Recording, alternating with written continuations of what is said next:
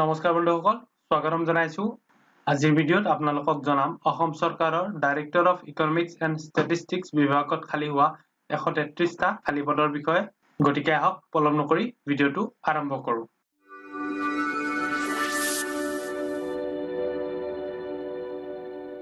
অসম চৰকাৰৰ director of economics and statistics বিভাগত 133টা খালী পদ পূৰণৰ বাবে এক বিজ্ঞাপন প্ৰকাশ কৰা হৈছে এই বিজ্ঞাপনখন প্ৰকাশ কৰা হৈছিল 24 ছেপ্টেম্বৰ 2020 তাৰিখে আবেদন প্ৰক্ৰিয়া আৰম্ভ হ'ব 25 ছেপ্টেম্বৰ 2020 তাৰিখৰ পৰা আৰু অনলাইন আবেদনৰ অন্তিম তাৰিখ হৈছে 15 অক্টোবৰ 2020 এই সম্পূৰ্ণ প্ৰক্ৰিয়াটো অনলাইন হ'ব আৰু আপোনালোকে SLBRPৰ অফিচিয়েল ৱেবছাইট www.slbrpassam.in এই ৱেবছাইটটোলৈ গৈ অনলাইন আবেদন কৰিব পাৰিব অনলাইন আবেদনৰ কাৰণে কোনো ধৰণৰ এপ্লিকেশন ফিজ লোৱা নহব তললৈকে আহিছো ইয়াত আপোনালোকে পদসমূহ দেখিবলৈ পাইছে প্ৰথম পদটো হৈছে সাব ইন্সপেক্টৰ অফ ষ্টেটিষ্টিক্স ইয়াতে সৰ্বমুঠ পদৰ সংখ্যা হৈছে 35টা দ্বিতীয় পদটো হৈছে জুনিয়ৰ এসিস্ট্যান্ট কাম ড্ৰাফটসম্যান এই পদৰ সংখ্যা হৈছে এটা তৃতীয় পদটো হৈছে জুনিয়ৰ এসিস্ট্যান্ট এই পদৰ সংখ্যা হৈছে 12টা চতুৰ্থ পদটো হৈছে প্ৰাইমাৰী ইনভেষ্টিগেটৰ কম্পিউটাৰ এই পদৰ সংখ্যা হৈছে 30টা 5 নম্বৰ পোষ্টটো হৈছে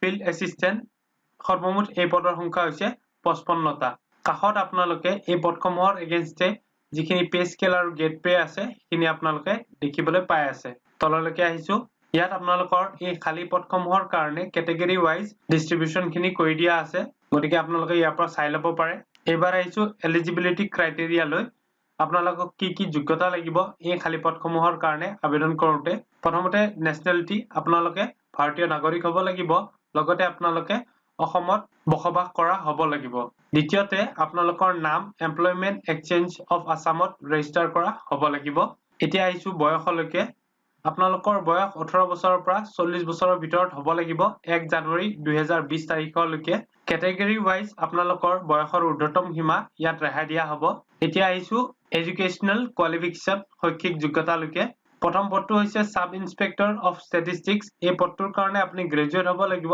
আৰ্টছ কমাৰ্চ সায়েন্স যিকোনো এক ষ্ট্ৰীমৰ পৰা লগতে ম্যাথমেটিক্স ষ্টেটিষ্টিক্স আৰু ইকনমিক্স ইয়াৰে যিকোনো এটা আপোনালোকৰ গ্ৰেজুৱেচনৰ সময়ত বিষয় হিচাপে থাকিব লাগিব তাৰ পিছত আছে ডিজায়াৰেবল আপোনালোকৰ 6 মাহৰ এখন কম্পিউটাৰ প্ৰফিচিয়েন্সি ডিপ্লোমা থাকিব লাগিব লগতে ক্যান্ডিডেট জনৰ working knowledge of office productivity software যিবিলাক অফিস প্ৰডাক্টিভিটি সফটওয়্যাৰ থাকে এইবোৰৰ ব্যৱহাৰৰ ক্ষেত্ৰত নলেজ থকাটো দৰকাৰ দ্বিতীয় পদটো হৈছে জুনিয়ৰ এসিস্ট্যান্ট কাম ড্ৰাফটসম্যান এই পদটোৰ কাৰণে আপোনালোকে 10+2 অৰ্থাৎ হাই সেকেন্ডাৰী পাস কৰা হ'ব লাগিব লগতে আপোনালোকৰ কম্পিউটাৰ গ্ৰাফিক্স প্ৰেজেন্টেশনৰ নলেজ থাকিব লাগিব এতিয়া আহিছো তৃতীয় পদটোলৈ জুনিয়ৰ এসিস্ট্যান্ট এই পদটোৰ কাৰণে আপুনি গ্ৰেজুৱেট হ'ব লাগিব আৰ্টছ কমাৰ্চ সায়েন্স যিকোনো এক ষ্ট্ৰীমৰ পৰা লগতে আপোনালোকৰ 6 মাহৰ এখন কম্পিউটাৰ প্ৰফিচিয়েন্সি ডিপ্লোমা লাগিব লগতে আপোনালোকে ইংলিশ আৰু অসমীয়াত প্ৰেচিজ কম্পোজিংৰ এক্সপেৰিয়েন্স থকা হ'ব লাগিব আৰু আপোনালোকৰ অফিস সফটওয়্যাৰ সমূহৰ ওপৰতো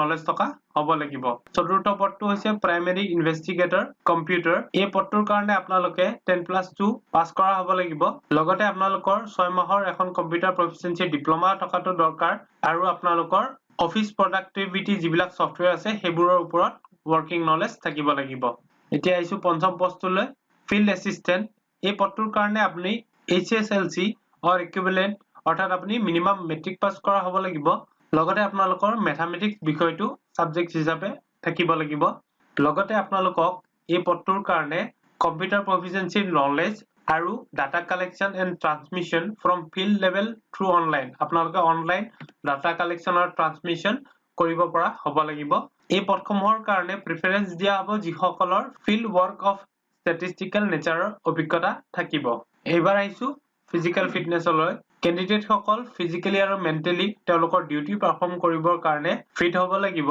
আৰু এপইন্টমেন্টৰ সময়ত তেওঁলোকৰ এটা মেডিকেল এক্সামিনেশনো কৰা হ'ব এতিয়া আহিছো হাউ টু এপ্লাই কেনেকৈ আপোনালোকে এপ্লাই কৰিব আগতে কোৱাৰ দৰে এপ্লিকেশন প্ৰসেসটো সম্পূৰ্ণৰূপে অনলাইন হ'ব ইয়াতে প্ৰথমতে পাসপোৰ্ট সাইজ ফটোগ্ৰাফৰ ক্ষেত্ৰত কিছুমান ক্ৰাইটেৰিয়া দিয়া আছে ইয়াতে বহুত কেইটা আছে আপোনালোকে ভিডিওটো পোষ্ট কৰি চাই ল'ব পাৰে মই ইয়াৰে দুই এটা ইম্পৰ্টেন্ট আপোনালোকক কৈ দিছো প্ৰথমতে আপোনালোকৰ ফটোগ্ৰাফখন কালাৰ হ'ব লাগিব আৰু ইয়াত উল্লেখ থকা মতে ফটোগ্ৰাফখন মোবাইল ফোনেৰে উঠোৱা হ'ব নালাগিব ই এক প্ৰফেশনাল ষ্টুডিঅত তোলা হ'ব লাগিব দ্বিতীয়তে ফটোগ্ৰাফখনৰ বেকগ্ৰাউণ্ডটো বগা হ'ব লাগিব, হোৱাইট বেকগ্ৰাউণ্ড হ'ব লাগিব। তললৈকে আহিছো, ইয়াত আপোনালোকে দেখিবলৈ পাইছে ফটোখন জেপিজি ফৰমেটত হ'ব লাগিব। ফটোখনৰ কাৰণে মেক্সিমাম পিক্সেল ৰেজলিউশ্যন হ'ব 640x480 আৰু মিনিমাম পিক্সেল ৰেজলিউশ্যন হ'ব 320x240। ফটোখনৰ মেক্সিমাম সাইজ হ'ব পাৰিব 450 KB। এতিয়া আহিছো সিগনেচাৰলৈ। সিগনেচাৰৰ ক্ষেত্ৰতো কিছুমান ক্ৰাইটেৰিয়া ইয়াত দিয়া হৈছে। সিগনেচাৰখন প্ৰথমতে আপোনালোকে কলা বা নীলা চিয়াহীৰে এখন বগা কাগজত কৰা হ'ব লাগিব। সিগনেচাৰৰ ইমেজৰ ফৰমেটটো জেপিজি হ'ব লাগিব। মেক্সিমাম পিক্সেল ৰেজলিউশ্যন হ'ব 800x300 আৰু মিনিমাম পিক্সেল ৰেজলিউশ্যন হ'ব 400x150। সিগনেচাৰৰ ক্ষেত্ৰত মেক্সিমাম সাইজ হ'ব পাৰিব 100 KB আৰু ইয়াতো মোবাইল ফোনৰ দ্বাৰা তোলা সিগনেচাৰৰ ফটো একচেপ্ট কৰা নহ'ব। এতিয়া আহিছো ডকুমেন্টছলৈ। কি ডকুমেন্টছ আপোনালোকক লাগিব? প্ৰথমতে আপোনালোকক লাগিব আপোনালোকে বয়সৰ প্ৰমাণৰ কাৰণে HSLCৰ এডমিট কাৰ্ডখন দিব লাগিব। দ্বিতীয়তে আপোনালোকে সাৰ্টিফিকেট আৰু মাৰ্কশ্বিটখন দিব লাগিব মিনিমাম এডুকেশ্যনেল কোৱালিফিকেশ্যনৰ। তৃতীয়তে আপোনালোকে য'ত প্ৰযোজ্য হয় সেই পদৰ কাৰণে কম্পিউটাৰ এপ্লিকেশ্যনৰ ডিপ্ল'মাখনো আপলোড কৰিব লাগিব। যদি আপোনালোকে OBC, MOBC, SC, ST কেটেগৰীৰ ভিতৰত পৰে তেনেহলে আপোনালোকে কাষ্ট সাৰ্টিফিকেটখন আপলোড কৰিব লাগিব। লগতে আপোনালোকৰ যদি PWD সাৰ্টিফিকেট আছে তেনেহলে আপোনালোকে সেইখন আপলোড কৰিব লাগিব। এক্স সাৰ্ভিসমেনৰ ক্ষেত্ৰত এক্স সাৰ্ভিসমেনৰ যিখন সাৰ্টিফিকেট আছে সেইখন আপোনালোকে আপলোড কৰিব লাগিব। লগতে এমপ্লয়মেন্ট এক্সচেঞ্জৰ ৰেজিষ্ট্ৰেচন সাৰ্টিফিকেটখনো আপোনালোকে আপলোড কৰিব লাগিব। যদি আপোনালোকে EWS অৰ্থাৎ ইকনমিক্যালি উইকাৰ সেকশনৰ আন্ডাৰত পৰে তেতিয়াহলে আপোনালোকে EWS সাৰ্টিফিকেটখনো আপলোড কৰিব লাগিব। তললৈকে আহিছো, আপোনালোকে আপোনালোকৰ এডমিট কাৰ্ড আৰু কল লেটাৰখন slprbassam.in এই ৱেবছাইটটোলৈ গৈ আপোনালোকৰ আইডি নম্বৰ এন্টাৰ কৰি লাভ কৰিব পাৰিব। এতিয়া আহিছো সিলেকশন প্ৰসেছলৈ। কেনেকৈ আপোনালোকক সিলেকশন কৰা হ'ব? যেতিয়া আপোনালোকে ৰিটেন এক্সামিনেশ্যনৰ কাৰণে হলত এন্ট্ৰি কৰিব তেতিয়া আপোনালোকৰ বায়োমেট্ৰিক্স খিনি লোৱা হ'ব। ইয়াতে আপোনালোকৰ ৰিটেন টেষ্টৰ কাৰণে সিলেবাস খিনি দেখিবলৈ পাই আছে। আপোনালোকে ভিডিওটো পজ কৰি চাব পাৰে বা মই মোৰ ভিডিওৰ ডেসক্ৰিপচনত এই এডভাৰটাইজখনৰ লিংক দি দিম, তাৰ পৰা গৈও আপোনালোকে এডভাৰটাইজখন বিজ্ঞাপনখন এক্সেছ কৰি ল'ব পাৰিব। তললৈ আহিছো, প্ৰথমতে আপোনালোকৰ পেপাৰ 1 থাকিব sub inspector of statistics and junior এছিষ্টেণ্টৰ কাৰণে এক কমন এক্সামিনেশ্যন হ'ব। এই এক্সামিনেশ্যনৰ সময় হ'ব 2.5 ঘণ্টা আৰু আপোনালোকৰ পেপাৰখন থাকিব 100 নম্বৰৰ। প্ৰশ্নৰ এগেইনষ্টে 1 নম্বৰকৈ দিয়া হ'ব আৰু আপোনালোকৰ প্ৰত্যেকটো ভুল প্ৰশ্নৰ উত্তৰৰ বাবে আধা নম্বৰকৈ কাটি লোৱা হ'ব। এই এক্সামিনেশ্যন প্ৰসেছটো কমপ্লিটলি OMR বেসড হ'ব। দ্বিতীয়তে primary investigator computer field assistant and junior assistant cum draftsman এইকেইটা পদৰ কাৰণে আপোনালোকৰ 1.5 ঘণ্টাৰ পৰীক্ষা হ'ব। প্ৰত্যেকটা প্ৰশ্নৰ বাবে 1 নম্বৰকৈ থাকিব, লগতে ভুল উত্তৰৰ বাবদ আধা নম্বৰকৈ কাটি ৰখা হ'ব। এতিয়া আহিছো পেপাৰ 2 লৈ সাব ইন্সপেক্টৰ অফ ষ্টেটিষ্টিক্স। এই পদটোৰ কাৰণে আপোনালোকৰ সেকেন্ড পেপাৰ এখন থাকিব মেথামেটিক্স, ইকনমিক্স আৰু ষ্টেটিষ্টিক্স। এই তিনিটা বিষয়ৰ ওপৰত প্ৰশ্নকাকত তৈয়াৰ কৰা হ'ব আৰু কেণ্ডিডেট সকলে উত্তৰৰ ক্ষেত্ৰত যিকোনো এটা বিষয় বাছি ল'ব পাৰিব। এই পৰীক্ষাটোৰ সময় হ'ব 2.5 ঘণ্টা, লগতে 50টা প্ৰশ্ন থাকিব। প্ৰত্যেকটা প্ৰশ্নৰ এগেইনষ্টে 2 নম্বৰকৈ দিয়া হ'ব আৰু টোটেল মাৰ্ক থাকিব 100 নম্বৰ। আপোনালোকৰ ভুল প্ৰশ্নৰ উত্তৰৰ বাবে 1 নম্বৰকৈ ইয়াত কাটি ৰখা হ'ব।